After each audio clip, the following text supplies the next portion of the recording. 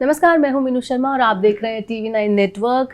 दिल्ली में प्रदूषण को कम करने के लिए लगातार दिल्ली सरकार प्रयास कर रही है। इसी कड़ी में दिल्ली में मोटर व्हीकल एग्रीगेटर 2023 स्कीम जो है लागू होने जा रही है। क्या है ये स्कीम, इससे कैसे फायदा होगा दिल्ली वालों को और क्या कुछ चेंज होने वाला है, ये बात करेंगे। हमारे साथ कैलाश गहलोत जी हमारे साथ मौजूद हैं। कैसे हैं सर आप? मैं भी ठीक हूँ। अच्छा, मैं आपसे पूछना चाहती हूँ कि जो स्कीम है ये क्या है, इससे क्या पॉल्यूशन कम होने वाला है, इस स्कीम के बारे में थोड़ा बताइए। ये बड़ी इंटरेस्टिंग स्कीम है और देश में पहली बार किसी सरकार ने इस तरह का स्कीम को रोल आउट किया है और बहुत ही एग्रेसिव टारगेट्स इसमें रखे हैं। सो अगर इसको बिल्कुल सरल उसमें अगर हम समझने की कोशिश करें तो जितने भी एग्रीगेटर्स हैं किसी भी कैटेगरी में, उन सभी एग्रीगेटर्स को अपने जितने भी वाहन हैं, जितने भी व्हीकल्स हैं, वो 2030 तक सारे इलेक्ट्रिक में कन्वर्ट करने हैं जी। तो लाखों व्हीकल्स जो हैं वो इलेक्ट्रिक में कन्वर्ट होंगे। ई मोबिलिटी को हम बढ़ावा दे रहे हैं, उसको और पुश कर रहे हैं ताकि प्रदूषण में और कमी आए। जिस प्रकार से हमने ट्रांसपोर्ट में ही हमने पब्लिक ट्रांसपोर्ट को लगभग 80% फ्लीट को इलेक्ट्रिक बसेस में कन्वर्ट करने का हमने एक बहुत बड़ा विजन माननीय सीएम अरविंद केजरीवाल जी ने रोल आउट किया है और वो सिर्फ पेपर पे नहीं है जी। उसको हमने इम्प्लीमेंट करके हम दिखा रहे हैं। आज दिल्ली में सबसे ज़्यादा बसें अगर इलेक्ट्रिक बसेस किसी शहर में किसी स्टेट में हैं तो वो दिल्ली में है। 1000 से ऊपर हमारी बसें ऑलरेडी हो गई हैं। तो इसी प्रकार से ये भी एक बहुत इंटरेस्टिंग डायनामिक प्रोग्रेसिव स्कीम है जिससे कि हम ये मैंडेट कर रहे हैं कि जितने भी एग्रीगेटर्स हैं वो अपने फेज्ड मैनर में 2030 तक वो जितने भी व्हीकल्स हैं वो इलेक्ट्रिक होंगे। इसका मतलब 1 अप्रैल 2030 के बाद इसको अगर आप बिल्कुल और इन अ वेरी सिंपल वे अगर आप समझना चाहें तो चाहे वो पैसेंजर कैटेगरी है, मतलब ये ओला उबर जैसे, चाहे वो डिलीवरी सर्विस वाले जो हैं, है ना, अगर आप जैसे ऑर्डर करते हैं जी। तो जोमेटो, ग्रोसरी डिलीवरी और फूड डिलीवरी, या फूड डिलीवरी है, या फिर ई कॉमर्स वाले हैं ना, फ्लिपकार्ट, जो अमेजोन, बिग बास्केट। सो ये जितने भी कैटेगरीज हैं जिनको हम एग्रीगेटर्स कह रहे हैं, तो 1 अप्रैल 2030 के बाद केवल इलेक्ट्रिक व्हीकल ही इनके पास होने चाहिए। ये बहुत अच्छी स्कीम है एक तरीके से, लेकिन इसको इम्प्लीमेंट करने में क्या सोचा है कि सरकार को किन दिक्कतों का सामना करना पड़ेगा? इसके बाद मैं एक और सवाल पूछूंगी आपसे। आप अभी इसकी चुनौतियां क्या होने वाली है, क्या टारगेट रखा है, कैसे आप मैनेज करेंगे, आप पहले वो बता दीजिए। तो इसमें दूसरी जो चीज़ है, पहली बार दिल्ली में बाइक टैक्सी को हमने अलाउ किया है। हाँ, मैं इसी पे आने वाली थी। ठीक है। सो क्योंकि इसमें मैं समझ रहा हूँ काफ़ी हमारे मेरे ख्याल से बड़ी संख्या में जो युवा है, स्पेशली है, यूथ जो है, वो इसमें अपना एक रोजगार के रूप में और फुल टाइम भी नहीं, कोई कॉलेज जा रहा है तो कुछ टाइम के लिए बाइक टैक्सी के रूप में, कोई ऑफिस जा रहा है तो जाते हुए और आते हुए। सो दे आर ये बीच में भी कई इन चीजों को तो वो एक लाइवलीहुड का ऑप्शन भी है, पैसे भी कमा रहे हैं और फ्लेक्सिबिलिटी भी है। तो इसलिए फिर हमने इसको पूरा लीगल फ्रेमवर्क उसका बनाया और फर्स्ट टाइम दिल्ली में बाइक टैक्सीज को हमने अलाउ किया है राइट। और हमने उस पर कंट्रोल रखा है क्योंकि एक पैसेंजर सेफ्टी से जुड़ा हुआ मुद्दा है। और इसमें इंटरेस्टिंग चीज़ हमने रखी है, हालांकि इससे थोड़ा कहीं ना कहीं कुछ परेशानी ज़रूर होगी, लेकिन इसमें पोल्यूशन को भारी कमी इसमें होगी। ये है कि 100% डे 1 से बाइक टैक्सी केवल इलेक्ट्रिक ही हो सकती है। सो ये एक बहुत बड़ा मैंडेट है और देश में पहली बार किसी सरकार ने इतना कठोर स्टेप लिए हैं पोल्यूशन को कम करने के लिए। जी बिल्कुल।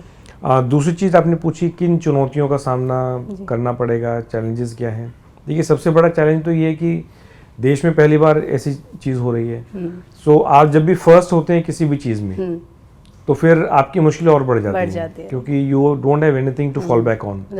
क्योंकि जब आप किसी चीज़ को फॉलो करते हैं तो आपके पास ऑलरेडी लर्निंग्स हैं दूसरे को देख के। लेकिन I think that is what Arvind Kejriwal is known for.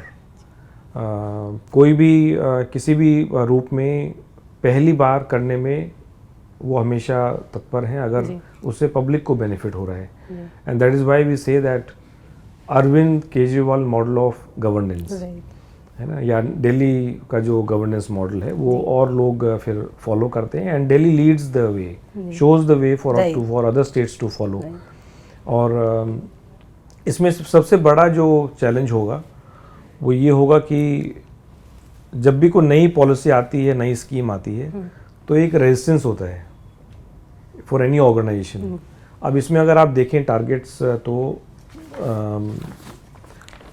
मैंने बाइक टैक्सी का आपको बता दिया कि वो 100% डे 1 से इलेक्ट्रिक है। सो टू व्हीलर का जो है वो पैसेंजर कैटेगरी में it is 100% electric from day 1। लेकिन आप 3 व्हीलर की बात करें तो पैसेंजर वाली कैटेगरी में पहले 6 महीने में 10% उसको कन्वर्ट करना है आपका। उसके बाद नेक्स्ट 6 मंथ्स में, that is 1 year from date of notification, 25%। So on an average अगर आप देखेंगे तो 25% उसकी फ्लीट का कन्वर्जन, 25% जो नए व्हीकल्स वो ऑन बोर्ड करेगा उसका इलेक्ट्रिक होना चाहिए। तो और आपने कैटेगराइज कर दिया कि इतने इतने टाइम में आपको इतना परसेंट चेंज कर लेना है। सो देयर बाय मीनिंग कि आप जब चौथे 5वें साल में आएंगे तो आप जो नए ऑन बोर्डेड व्हीकल्स हैं वो ऑलमोस्ट 100% इलेक्ट्रिक हो जाएंगे जी। सो ये एक पार्ट हो गया। सेकंड, जो पुराने व्हीकल्स हैं, अगर किसी के पास ऑलरेडी वो ऑपरेशन में है, सपोज ओला उबर है, अब उनके पास हजारों की संख्या में टैक्सीज ऑलरेडी चल रही हैं जो इलेक्ट्रिक नहीं है, राइट। लेकिन उन टैक्सीज को भी बाय 1 अप्रैल 2030 वो सारे इलेक्ट्रिक में कन्वर्ट करना है। ओके, तो दो चीजें अलग हैं इसमें। अगर इसको पब्लिक को भी क्लैरिटी रहना चाहिए। वन इज जो पुराने व्हीकल्स हैं, तो जो पुराने व्हीकल्स ऑलरेडी चल रहे हैं उनका डेडलाइन है 1 अप्रैल 2030, राइट। लेकिन अगर सपोज किसी के पास 100 व्हीकल्स ऑलरेडी हैं, वो 10 व्हीकल्स और ऐड कर रहा है, तो उन 10 व्हीकल्स का 10% वो इलेक्ट्रिक ही होगा, राइट। और with in 5 years it means, जैसे हमने पॉलिसी को कल नोटिफाई किया, तो बाय नवंबर एंड 2028 जितने भी नए व्हीकल्स वो ऑन बोर्ड कर रहे हैं वो सारे इलेक्ट्रिक होंगे। हाँ, तो स्कीम तो देखने में भी लग रहा है कि काफ़ी मुश्किलों से भरी हुई है, लेकिन टाइम के साथ हमें पूरी उम्मीद है कि आई एम श्योर दिल्लीइट्स जो दिल्ली वासी उन्होंने काफ़ी बड़े बड़े काम करके दिखाए हैं। स्मार्ट हैं दिल्ली वासी का। And I think as compare to other states, जो न्यू टेक्नोलॉजी को अडॉप्ट करने की जो इच्छा है, जो ज़ील है, वो दिल्ली में ज़्यादा है। इसीलिए अब हम ये कह रहे हैं कि Delhi is the EV capital of India, right. इतने सारे लाखों व्हीकल्स जो हैं दिल्ली की सड़कों पे आप देख रहे हैं, इलेक्ट्रिक व्हीकल्स दौड़ रहे हैं। पब्लिक जो चार्जिंग इंफ्रास्ट्रक्चर का जो नेटवर्क है वो बढ़िया हम लगातार करते जा रहे हैं। तो उस प्रकार से अगर आप देखेंगे तो चैलेंजेस जो आएंगे वो हम साथ मिलके उनको हम दूर करेंगे। राइट। अच्छा, आपने इसमें बताया मुझे कि इस तरह से आप लागू करने की सोच रहे हैं, इस तरीके से ये प्रोसेस में लाया जाएगा। तो इसमें जो लोग इसका उल्लंघन करेंगे, जो लोग नियम नहीं मानेंगे, तो उसके लिए क्या प्रावधान है? जो इसको सपोज कोई व्हीकल है जो अगर उसका मैंडेट है कि ये इलेक्ट्रिक होना चाहिए और वो इलेक्ट्रिक नहीं है, या किसी भी प्रकार से अगर कोई एग्रीगेटर हमें मिलता है जो इसका वायलेशन कर रहा है स्कीम का, तो 3 ब्रॉड उसमें पेनल्टीज हैं और प्रोविजन हमने रखे हैं। One is fine, first instance पे फाइन करेंगे। फाइन में very from anyway from 5,000 to almost 1 lakh rupees. और अगर फिर भी हमें मिलता है कि सेम कंपनी या सेम एंटिटी जो है दोबारा वायलेशन कर रही है, तो for some time we will suspend the licence. और अगर फिर भी हमें लगता है कि इसकी इच्छा ही नहीं है इस स्कीम को फॉलो करने की, then will cancel the licence. इसका मतलब उसके जो व्हीकल्स हैं वो नहीं चल पाएंगे, then we can impound the vehicles और उसको बिल्कुल बैन कर सकते हैं जी। तो जैसे ये स्कीम जो है, ओला उबर जैसे जो कैब एग्रीगेटर्स होते हैं, लोग बाग ऑफिस जाते हैं, ऑफिस से आते हैं, यूज़ करते हैं, तो क्या फेयर बढ़ने की गुंजाइश है? क्या फेयर बढ़ जाएंगे, या आप उसको लेकर भी कुछ फिक्स करने वाले हैं कि लोगों का जेब और ढीली होने वाली है या नहीं? नहीं, इलेक्ट्रिक व्हीकल्स वैसे देखें तो जो उनका ऑपरेशनल कॉस्ट है और जो रनिंग कॉस्ट है वो दूसरे व्हीकल्स के मुकाबले तो कम रहता है, कम रहता है। क्योंकि इलेक्ट्रिसिटी स्पेशल फेयर्स हैं अगर आप इलेक्ट्रिक व्हीकल को चार्ज कर रहे हैं जी दिल्ली में चीपेस्ट है, जी और जो चार्जर लगाने की बात है वो भी चीपेस्ट है पूरे देश में, मैं तो बल्कि कहूँगा पूरी दुनिया में चीपेस्ट है फिलहाल दिल्ली में। तो फेयर बढ़ने की बात तो खैर मुझे नहीं लग रही है, और जो फेयर्स हमने from time to time notify किए हैं, आई थिंक 2-3 years बैक भी है नोटिफाइड, जहां हमने ऑटो के भी और टैक्सीज के भी फेयर बढ़ाए थे जी। सो आई थिंक जो कॉस्ट इन्फ्लेशन है और जो महंगाई की वजह से जो उसको कंफर्ट मिलना चाहिए वो ऑलरेडी हम दे चुके हैं जी। अच्छा, अगला मेरा सवाल रहेगा कि 2030 तक का आपने लक्ष्य रखा है, इस दरमियान कितनी बार रिव्यू होगी ये स्कीम? क्या रिव्यू करने की सोचा है आपने कि किस तरह से आप रिव्यू करेंगे, कैसे कंफर्म करेंगे?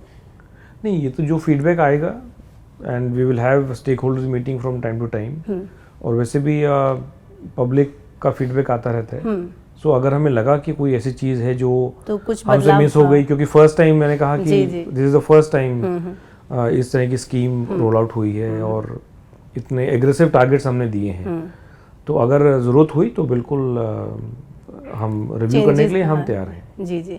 अभी जैसे आपने बोला कि जो चल रहे हैं ऑलरेडी व्हीकल्स वो भी रहेंगे, ईवी की तरफ हम बढ़ रहे हैं, तो मेरे हिसाब से ऐसा मेरा ये सवाल है कि दिल्ली की सड़कों पर वैसे ही बहुत व्हीकल्स हैं, जो वाहनों की संख्या है वो काफ़ी ज़्यादा है, 80 लाख 2 व्हीलर्स हैं, 33 लाख से ज़्यादा 4 व्हीलर्स हैं, 1 करोड़ के तकरीबन हम लोग पार कर चुके हैं कुल आंकड़ा जो है।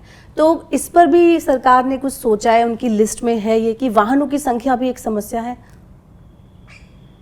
देखिए, हमने उस प्रकार से हमने कोई अभी नहीं सोचा है कि कोई जैसे और कंट्रीज हैं, सिटीज़ हैं जहां आई थिंक मैंडेट है you can have only 1 car, right. क्योंकि इवन एज ए मिनिस्टर मेरा ये एक्सपीरियंस रहा है और सीएम साहब का भी बार बार यही सोच भी है, उनका विजन भी है कि जितना ज़्यादा हम स्ट्रिक्ट रूल्स बनाते हैं फिर उतनी ही पब्लिक उनको उसका लूपहोल ढूंढने में लग जाती है, and corruption also increases. So I think ये चीज़ कहीं ना कहीं from within आनी चाहिए as a citizen and as a Delhiite कि as a responsible government हम तो public transport को strengthen लगातार करते आ रहे हैं। तो कहीं ना कहीं ये अच्छा प्रीमियम बस जो स्कीम है वो भी हमने अभी लॉन्च किया है। सो आई थिंक रिस्पॉन्सिबिलिटी सिटीजन पे भी है कि अगर हमें अपने शहर को, अपने देश को और अच्छा बनाना है, साफ बनाना है, तो कहीं ना कहीं हमें पब्लिक ट्रांसपोर्ट को और हमें यूज़ करना चाहिए। जी जी जी। तो जितना ज़्यादा पब्लिक ट्रांसपोर्ट यूज़ होगा उतने ही प्राइवेट व्हीकल्स भी कम होंगे जी, ट्रैफिक भी कम होगा, कंजेशन कम होगा और पोल्यूशन भी कम होगा। So I think that responsibility lies equally with the government and responsibility lies equally with the citizen also. Right, आपने एकदम सही कहा। तो जैसे हम लोग कुल मिलाकर ये है कि हम ईवी की तरफ बढ़ रहे हैं और लोगों को भी जागरूक कर रहे हैं कि वो लोग भी ईवी की तरफ बढ़े, तो क्या सिर्फ व्हीकल से ही पॉल्यूशन होता है दिल्ली में, और भी इसके और कौन कौन से सोर्सेस होते हैं, या व्हीकल पॉल्यूशन सबसे ऊपर है? सो मैंने बार बार कहा है, कोई हमारे पास एज सच कोई इंस्ट्रूमेंट तो फिलहाल उस प्रकार से नहीं है कि तुरंत जो बता दे कि हाँ कि कितना, लेकिन एज पर दी रिपोर्ट्स या जो जर्नल्स हैं, जो स्टडीज़ होती हैं, लगभग 18 से 20% जो है वो व्हीकल्स का रहता है कंट्रीब्यूशन जी ओवरऑल पोल्यूशन में। जी जी। तो मैंने पहले भी कहा है कि आप सोचिए, अगर हमारे जितने भी प्राइवेट व्हीकल्स हैं, हम अपने बसेस को तो हम इलेक्ट्रीफाई कर ही रहे हैं, और जितने भी सोचिए और जो व्हीकल्स हैं अगर वो सारे इलेक्ट्रिक हो जाए तो इसका मतलब 20% पोल्यूशन और कम हो जाएगा तुरंत। तो 25% दिल्ली सरकार ने लगभग पिछले 7-8 साल में कम किया है जी। वो रिपोर्ट तो हमारी नहीं है, वो तो सेंटर की है। राइट। तो ऐसा नहीं है कि हम अपनी पीठ थपथपाने में लगे हुए हैं। हाँ, सेंटर की रिपोर्ट है, we are relying on that report which was tabled in the parliament ji. तो उसके हिसाब से लगभग 25% पोल्यूशन कम हुआ। अब सोचिए, अगर हम अगले 4-5 साल में जितना भी व्हीकल है सड़कों पे दिल्ली की, उसको हम इलेक्ट्रिक कर दें जी तो 20% और कम हो जाएगा। जी तो इसका मतलब लगभग 45% पोल्यूशन जो है वो ओवरऑल कम हो जाएगा। And I think that is a very aggressive target, और उसमें बहुत ज़्यादा कमी फिर हमें देखने को मिलेगी पोल्यूशन में। जी जी, एग्रेसिव टारगेट तो है ये। तो जैसे अभी अपनी सेंट्रल गवर्नमेंट की बात की, तो केंद्र सरकार का 2070 तक नेट जीरो का जो लक्ष्य है, क्या आपको लगता है दिल्ली उसे पहले अचीव कर लेगी, जिस तरह से दिल्ली आगे बढ़ मैं तो रही है? चाहता हूँ कि 2030 तक ये अचीव कर लेंगे। अच्छा, नहीं, हाँ बिल्कुल कर लेगी। तो थैंक यू सो मच हमारे साथ बनने के लिए। दिल्ली की जनता को आप क्या कहना चाहेंगे, कितना सपोर्ट कर रही है, कितने सपोर्ट की भी ज़रूरत है? मैं दिल्ली की जनता को यही कहना चाहूँगा कि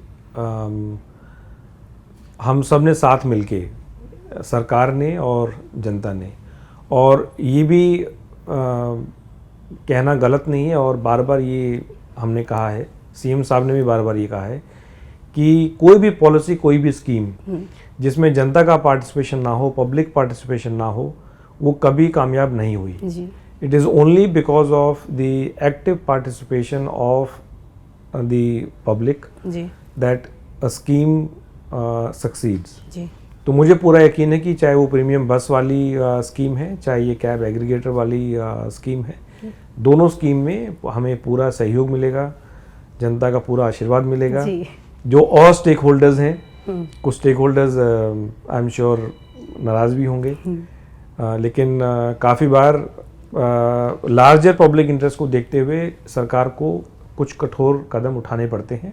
आई am sure we will get full support and participation of all the stakeholders, और हम ये दोनों स्कीम बहुत बढ़िया तरीके से दिल्ली में इम्प्लीमेंट करके हम दिखाएंगे। जी, हमें भी पूरी उम्मीद है कि आप अपने लक्ष्य को बहुत टाइमलाइन के साथ बहुत ही अच्छे से फॉलो करेंगे, बहुत ही अच्छे से अचीव करेंगे। Thank you sir, thank you so much. तो देखा आपने कि अभी कैलाश गहलोत जी ने हमें बताया कि ये स्कीम क्या है और कैसे वो इसको लक्ष्य तक पहुंचाएंगे, कैसे हासिल करने वाले हैं। लेकिन एक ज़रूरी बात यह है कि प्रदूषण के खिलाफ लड़ाई सिर्फ सरकार की नहीं है, आपकी और हमारी भी है। तो आप भी सरकार का साथ दें, नियम को फॉलो करें और देखते रहिए TV9 नेटवर्क।